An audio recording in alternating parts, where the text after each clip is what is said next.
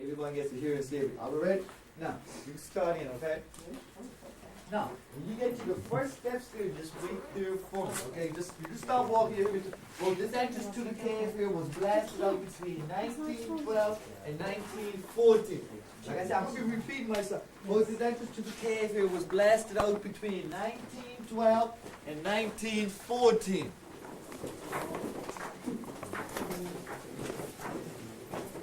That's right. Imagination is the key word.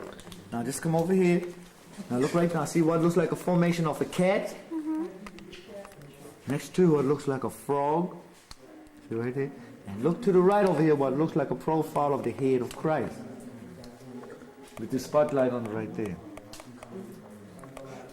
Okay, you have to use your imagination. Well, it would stretch your imagination. 7. When two young friends were out playing cricket one afternoon. Now while they were out playing cricket, they lost their cricket ball.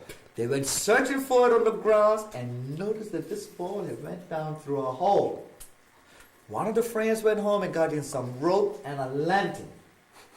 It's a true story now, right? They came back with this rope tied around this tree on the outside, let themselves down through this hole to search for this cricket ball, which they never did find, but this is what they discovered were the caves. Wow. Now, when you go up here, folks, I'm going to show you the hole on the entrance where the kids came down searching for this cricket ball. All right, everybody with me? What year was that? When did that happen? 1907. Okay, thanks. All right? Okay. Dream bed for me, all right? Now remember, everybody 12 was 13 years of age, folks. Come over here. Straight up to this. See that over the daylight? Oh, yeah. Okay, that's the edge of the hole where the kids. Now look out straight up on the retaining wall there. See? That's the hole the kids came by searching for this quick. They come all the way down here, though? Right, yeah, they got far as here. You're going to have to send us off. Now come over this way. Straight up to this. See where the daylight is shining through? Come over, come over. All right. You see? That's where the ball came from. From my side,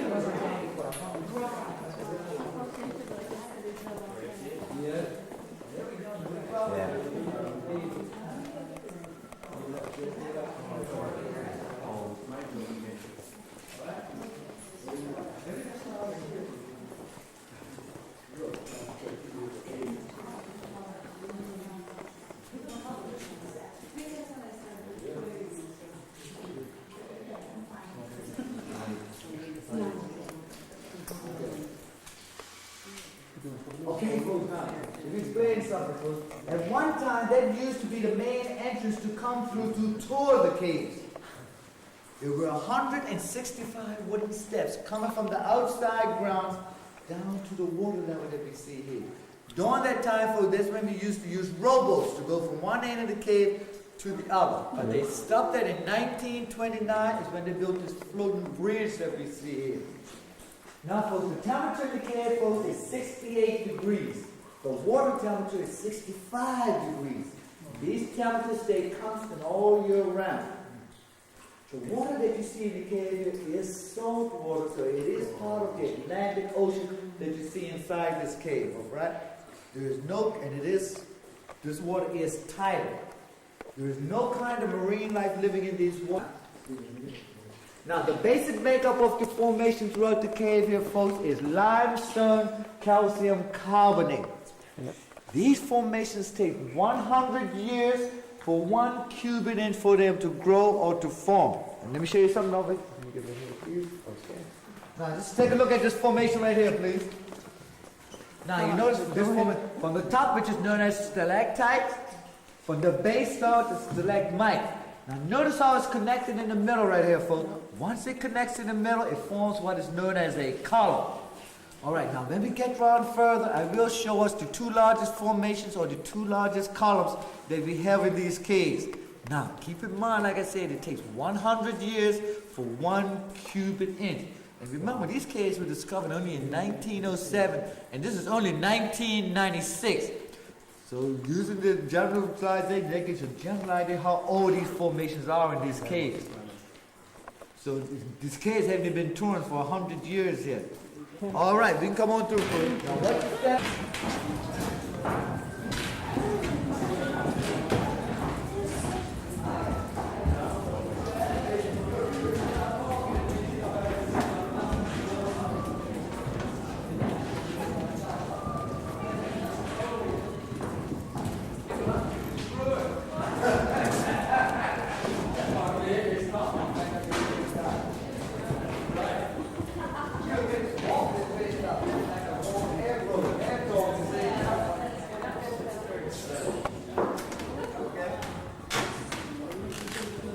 Everybody caught on with the Now, just look over here on this side.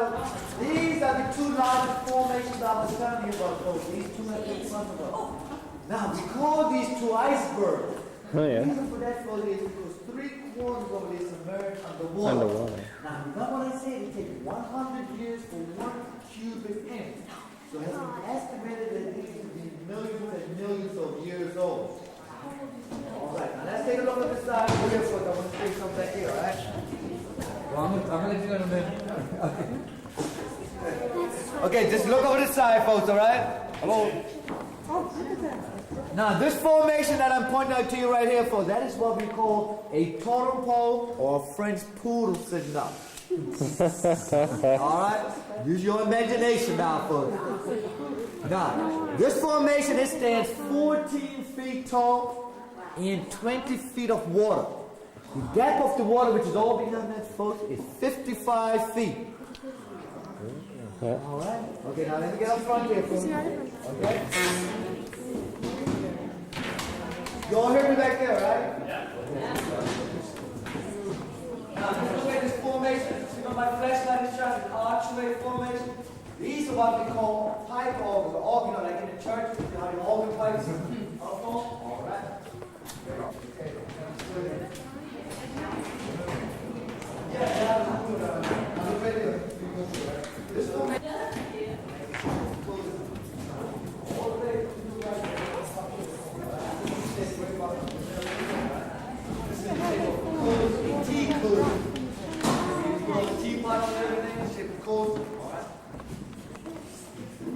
way to the right. This is the shape of a cozy, a tea cozy, like a teapot here. Oh, I'm going to explain all that, what we refer to as a pine forest or a small village type area. Now, does everyone take a look at the ceiling or the roof of the cave? Notice the real thin strips that are hanging down. Those are what we call straws. These are here. If I was to break one of those off, I can sip from them just like a soda straw. The fact is that they are all hollow all the way through. Now, let me see if someone can pull. I'll show you there's a formation of a cobra's head. Oh, yeah. Yeah, I see it.